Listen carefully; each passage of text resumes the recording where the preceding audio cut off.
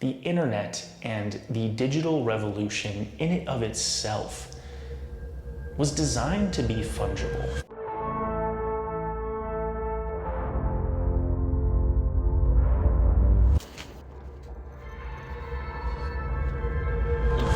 Listen, okay, it's Friday, February 18th, 2022.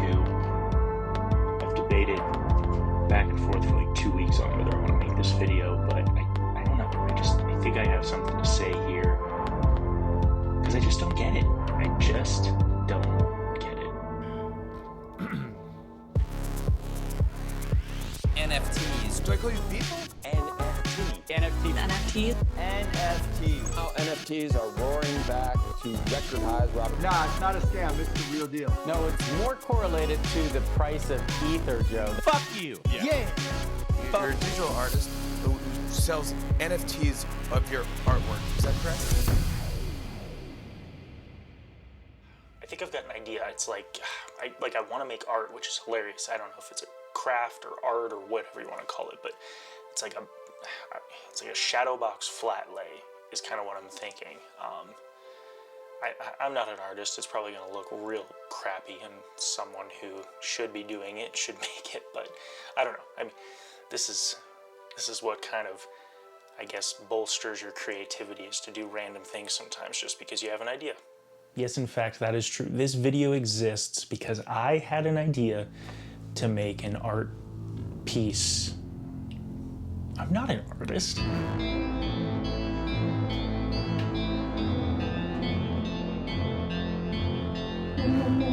As I was doing this art, it got me thinking. It got me thinking about art in general, human beings, and things that we have been putting tons of value on lately, including NFTs.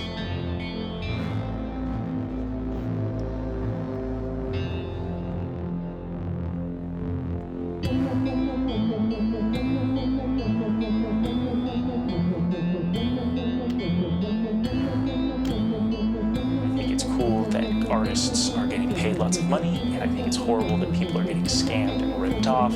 But at the end of the day, I'm here today to raise the question of why did we need these in the first place?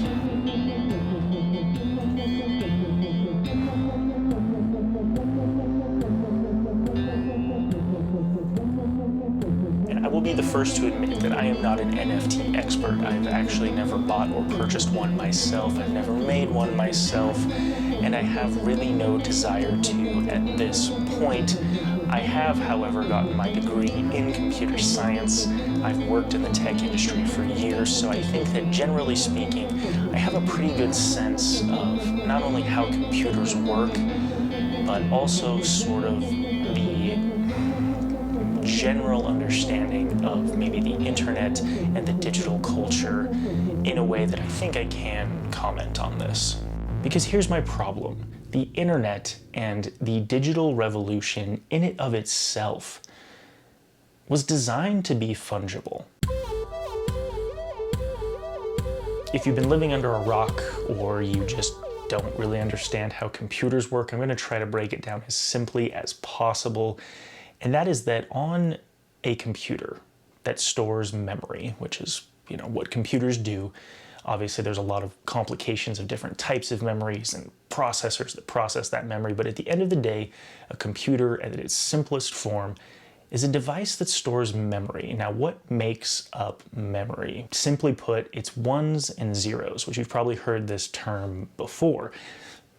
Ones and zeros, you've seen the matrix code. Now, when the computer was invented, it was designed to be a tool that helped with material waste. No longer did we need to write 6 drafts of letters on 6 pieces of paper. We could use a computer and edit and delete and rewrite a 1,000-page book without having to touch even a single sheet of paper. We could take thousands of photos and store them without having to waste any paper to print them or use any film that had to be developed regardless of the quality of the shot. Digital content is so atomically, in its nature, copyable, that the NFT concept, in my mind, just doesn't feel like it makes sense. I totally understand the argument that artists and photographers are trying to create a sense of uniqueness with their art and then sell it because people can then feel the actual value. But I think the whole reality is that this probably wasn't needed if we had just taken a very different path.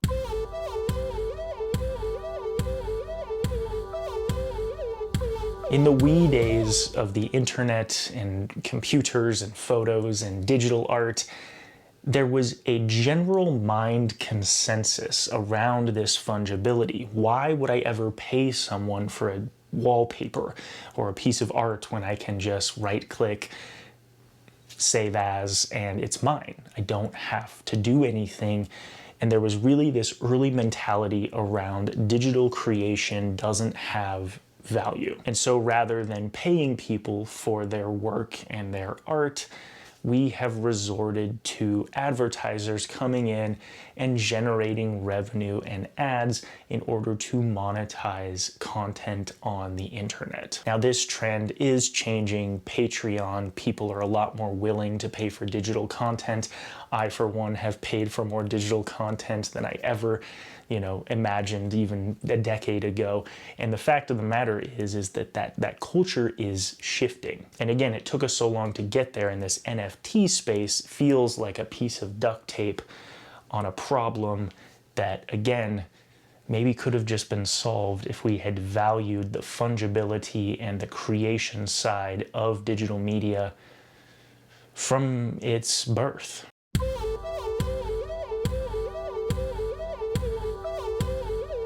The other real thing that I struggle with, again, and I think that it's hopefully obvious with what I've said so far, is that digital media is ridiculously, by design, perfect at being copied. Its atomic nature is ones and zeros, and therefore is incredibly easy, and computers are incredibly good at taking a digital asset and copying it. That's how they work. That's how so many people are able to see your emails, and you're able to send a photo on your phone, is because by design, these digital assets are very easily replicated. They are fungible in their core. And this very much differs from physical art, just like the piece of art that I made that spurred this whole idea is that human beings have not created a device that is very good at perfectly replicating the atomic structure of the things around us. We can't scan a keyboard, or I can't scan my piece of art, and out of this magical atomic gun comes a perfect atomic replica of the device that was scanned, which is different than digital media because you get a perfect replica when you do something as simple as a copy paste, which again was the intent of computers and memory and digital files. That was what we wanted because we didn't have it in the physical world. So at the end of the day, bottom line, the whole point of this video is simple.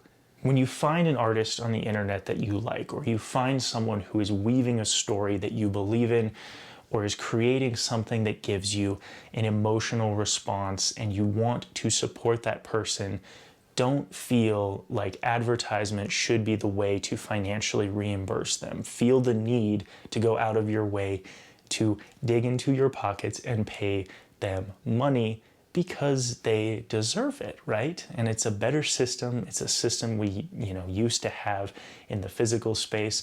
If someone made something you liked, you gave them money for it. If someone gave you food that you were looking forward to, you paid them for it. It's this concept that should have been on the internet from the beginning. And again, I think we're getting there. More and more, paying for digital content is very much a commonplace thing, just like physical content, but that is my root problem with NFTs, is I just don't know if they were needed in the first place.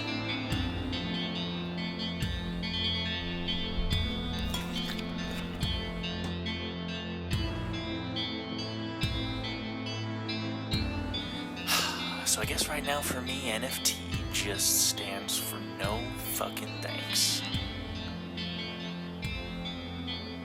But I'm curious to keep watching it.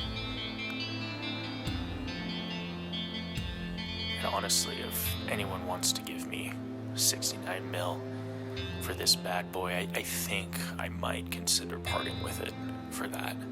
It's one of a kind.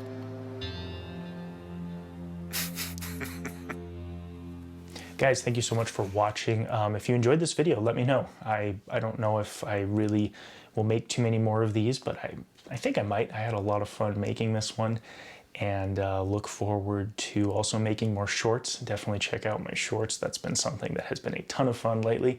But anyway, like, comment, subscribe. Let me know what you guys thought, and I will see you guys in the next one. Peace.